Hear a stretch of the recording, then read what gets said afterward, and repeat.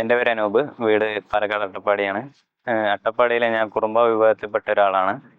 ഞാൻ നിലവിലിപ്പോൾ Kerala veterinary and animal science university പൂക്കോടിൽ MS in wildlife studies എന്ന് പറയുന്ന ഒരു കോഴ്സിൽ PG പഠിച്ചുകൊണ്ടിരിക്കുകയാണ്. നിലവിൽ ഞാനിപ്പോൾ സെക്കൻഡ് ഇയർ വിദ്യാർത്ഥിനിയും കൂടെയാണ്.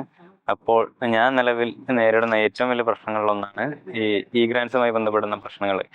ഗ്രാൻസിൽ ഞാൻ മാത്രമല്ല, എന്നെ പോലെ ഇപ്പോൾ പഠിച്ചിരുന്ന എല്ലാ വിദ്യാർത്ഥികളും തന്നെ അനുഭവിക്കുന്നതും അതുപോലെ തന്നെ അവർ ഫേസ് ചെയ്യുന്ന ഏറ്റവും വലിയൊരു ബുദ്ധിമുട്ടാണ് ഗ്രാൻഡ്.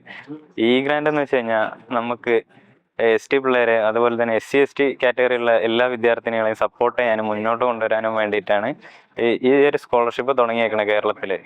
അപ്പോൾ ഇത്തരം ഒരു എന്താ പറയുക സ്കോളർഷിപ്പ് നമുക്ക് എല്ലാവർക്കും കിട്ടുവാണെങ്കിൽ അത് നമ്മളുടെ പല വിദ്യാർത്ഥികളെയും മുമ്പോട്ട് കൊണ്ടുവരാനും അതുപോലെ തന്നെ അവർക്ക് നല്ലൊരു ജീവിതം കൈവരിക്കാനും വേണ്ടിയിട്ടാണ് ഇത്തരം സ്കോളർഷിപ്പുകൾ കൊണ്ടുവരുന്നത്. അപ്പോൾ ഇത്തരം കാര്യങ്ങൾ കറക്റ്റായിട്ടും പ്രോപ്പറായിട്ടും നടന്നില്ലെങ്കിൽ അത് നമുക്ക് ഏറ്റവും കൂടുതൽ ബുദ്ധിമുട്ട് ഫേസ് ചെയ്യേണ്ടി വരും. ഇപ്പോൾ പറയുകയാണെങ്കിൽ ഒരു ട്രൈബൽ വിദ്യാർത്ഥിനി വരുന്നത് ചിലപ്പോൾ ഒരു സാധാ ഒരു കൂലിപ്പണിക്കാരൻ്റെയും കൂലിപ്പണി ആയിട്ടുള്ള അമ്മയുടെയും മകനോ മകളോ ആരോ ആയിക്കോട്ടെ, അവർ ഏറ്റവും കൂടുതൽ ഫേസ് ചെയ്യുക പൈസയുടെ പ്രശ്നമായിരിക്കും.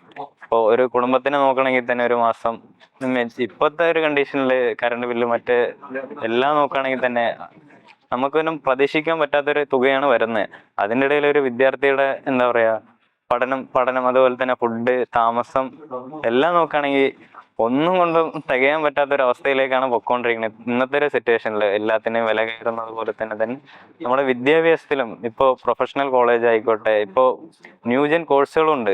അപ്പം അത്തരം കോഴ്സുകൾക്ക് ഇപ്പോൾ 1 lakh 2 lakh അങ്ങനെയൊക്കെയാണ് ചിലപ്പോൾ ഒരു സെമ്മിനും അതുപോലെ തന്നെ ഒരു മാസത്തിനൊക്കെ ആയിരിക്കും ചിലപ്പോൾ കോഴ്സ്. നമുക്ക് താല്പര്യമുള്ള കോഴ്സൊക്കെ ആയിരിക്കും. പക്ഷെ അത്തരം കോഴ്സുകൾ പഠിക്കാൻ ചെല്ലുമ്പോൾ നമുക്ക് ഇത്തരം എന്താ പറയാ പൈസയുടെ ബുദ്ധിമുട്ടുണ്ടാവും ചിലപ്പോൾ.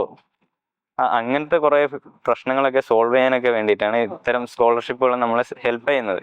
അപ്പോൾ ഇത്തരം ഗവൺമെന്റിൽ നിന്നും കിട്ടുന്ന ഗ്രാൻസും മറ്റു കാര്യങ്ങളൊക്കെ പ്രോപ്പറായിട്ട് ഒരു വിദ്യാർത്ഥി കിട്ടിയില്ലെങ്കിൽ അത് എന്താ പറയാ അവരുടെ ഒരു നിലനിൽപ്പിനെ തന്നെ ഇല്ലാണ്ടാക്കുകയാണ് ചെയ്യുന്നത്. ഇപ്പോൾ മുമ്പോട്ട് വരാൻ വിചാരിക്കുന്ന എത്രയോ ആൾക്കാരുണ്ട് ഈ ലോകത്ത്.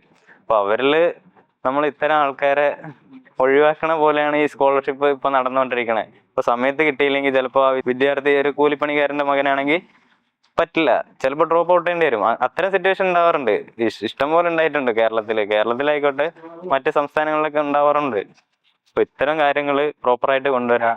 പിന്നെ ഇപ്പൊ ഞാൻ നിലവിൽ പഠിക്കുമ്പോൾ എനിക്ക് ഫേസ് ചെയ്യാൻ വരുന്ന ബുദ്ധിമുട്ടാണ് റൂം റെന്റ് ആയിക്കോട്ടെ, കറണ്ട് ബില്ല്.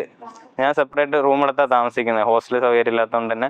അപ്പൊ എന്നെ പോലെ തന്നെ കുറെ പേര് ഇങ്ങനെ പുറത്ത് റൂം എടുത്ത് താമസിക്കുമ്പോൾ അവരുടെ ബാക്ക്ഗ്രൗണ്ട് എങ്ങനെയാണെന്ന് നമുക്കറിയില്ല.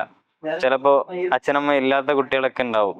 അപ്പൊ അവരൊക്കെ എങ്ങനെയാണ് ഇത്തരം കാര്യങ്ങളെ ഫേസ് ചെയ്യുന്നത്, അതുപോലെ തന്നെ അതിനെ തരണം ചെയ്യുന്നത് എങ്ങനെയാന്ന് നമ്മളെ കണ്ടിട്ടില്ല ചിലര്. അപ്പൊ അത്തരം ആൾക്കാരെ സപ്പോർട്ട് ചെയ്യാനുള്ള ഈ ഒരു സംവിധാനം നിലവിലെ വിദ്യാർത്ഥികളെ സപ്പോർട്ട് ചെയ്യുന്നില്ല. ഈ സപ്പോർട്ട് ചെയ്യാതെ വരുന്നതുകൊണ്ട് തന്നെ ഇന്നത്തെ തലമുറയിലെ ആദ്യ SC ST കാറ്റഗറിയിലുള്ള എല്ലാവരും നിലവിൽ ഇല്ലാതായിക്കൊണ്ടിരിക്കുകയാണ്. ഇപ്പോൾ വിദ്യാഭ്യാസം ലഭിക്കാത്തൊരു തലമുറയായിട്ട് മാറിക്കൊണ്ടിരിക്കുകയാണ്. അപ്പോൾ അത്തരം പ്രശ്നങ്ങളെ സോൾവ് ചെയ്യണമെങ്കിൽ എല്ലാം പ്രോപ്പറായിട്ട് കൊണ്ടുവരാം. അതുപോലെ തന്നെ മാസം എല്ലാ സാധനങ്ങളും ഗ്രാൻഡ് പരിധിയിലേക്ക് കൊണ്ടുവരാം. ഇപ്പോൾ മാസം റൂം റെന്റ് അല്ല, ഇപ്പോൾ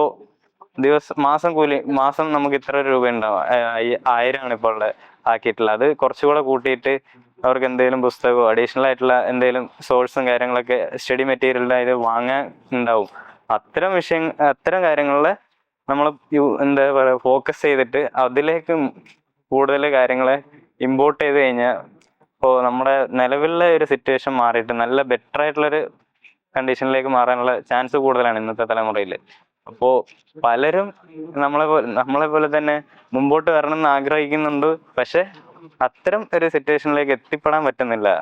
ഇതൊക്കെ എല്ലാവരും ചെറിയൊരു കണക്ഷൻ വെച്ചാണ് പോണേ. പക്ഷെ എല്ലാം ഒന്ന് കണക്ട് ആയില്ലെങ്കിൽ മൊത്തം നിലം മരിച്ചായി പോകുന്ന ഒരു കണ്ടീഷനാണ് നിലവില്. അപ്പോ ഇത്തരം പ്രശ്നങ്ങളെ സോൾവ് ചെയ്യാൻ വേണ്ടിയിട്ടാണ് ഇന്നത്തെ ഈ ഗ്രാൻഡ് പ്രൊട്ടസ്റ്റ് ഞങ്ങൾ നടത്തുന്നത്. അപ്പോൾ ഈ ഒരു പ്രൊട്ടസ്റ്റിൽ ഞങ്ങൾ പറയുന്ന കാര്യങ്ങൾ മാസം എന്താ പറയാ ഗ്രാൻസിന്റെ തുക കൂട്ടുക, അതുപോലെ തന്നെ എല്ലാ തുകകളും ഗ്രാൻഡ് പരിധിയിലേക്ക് കൊണ്ടുവരണം. അപ്പൊ ആ പ്രശ്നങ്ങളൊക്കെ സോൾവ് ചെയ്യാൻ പറ്റും. ഇപ്പോൾ റൂം റെന്റ്, ബാക്കി ഫുഡ്, അങ്ങനത്തെ ചിലവൊക്കെ, പിന്നെ മൊബൈൽ റീചാർജ് ചെയ്യണം. അത്തരം ചെറിയ തുകയൊക്കെ ഭയങ്കര ഒരു വലിയ എമൗണ്ടിലേക്കാണ് ചെന്നെത്തുന്നത് ഇന്നത്തെ സമൂഹത്ത്.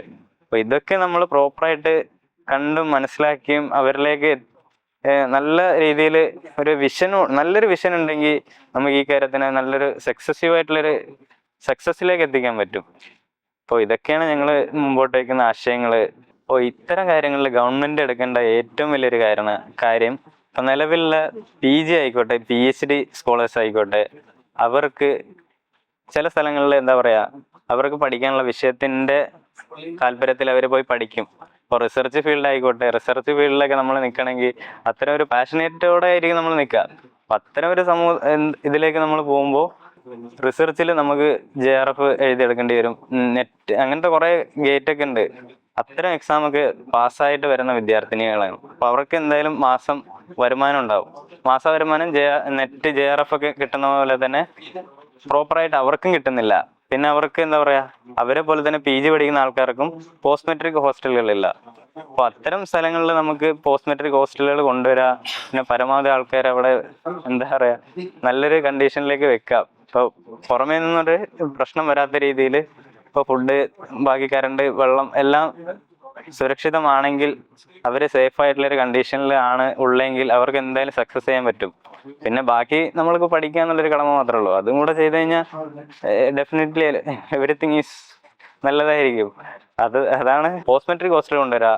അതുപോലെ തന്നെ ഗ്രാൻഡ് കറക്റ്റായിട്ട് കൊടുക്കുക. സമയത്ത് കൊടുത്തില്ലെങ്കിൽ അത് ഏറ്റവും വലിയ പ്രശ്നമാവും. ഇപ്പോൾ ഗ്രാൻഡ് സമയത്ത് കിട്ടിയില്ലെങ്കിൽ ചിലപ്പോൾ ഇവന് ഇന്ന ഇൻസ്ട്രുമെന്റ് വാങ്ങണമെങ്കിൽ ചിലപ്പോൾ 50,000, ചിലപ്പോൾ 30,000, അതൊക്കെ കടമെടുക്കേണ്ടി വരാം.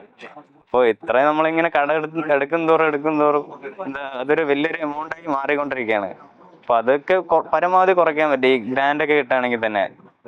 ഇതൊക്കെയാണ് നമുക്ക് പിന്നെ ഏറ്റവും കൂടുതലായിട്ട് ഫോക്കസ് ചെയ്യേണ്ട കാര്യം. ഇതാണ് നമുക്ക് ഗ്രാൻഡ് പ്രോപ്പറായിട്ട് കൊടുക്കുക, പോസ്റ്റ് മെട്രിക് ഹോസ്റ്റൽ കൊടുക്കുക, ഫുഡ്, മറ്റ് സോഴ്സ് അവർക്ക് എന്തൊക്കെയാണ് വേണ്ടത്, സ്റ്റഡി മെറ്റീരിയൽസ് ഉണ്ടാവും, ചില ഇൻസ്ട്രുമെന്റ്, ബുക്ക്, അങ്ങനത്തെ ഒക്കെ കുറച്ച് കിട്ടുവാണെങ്കിൽ നല്ലൊരു ഹെൽപ്ഫുൾ ആയിരിക്കും അവർക്ക്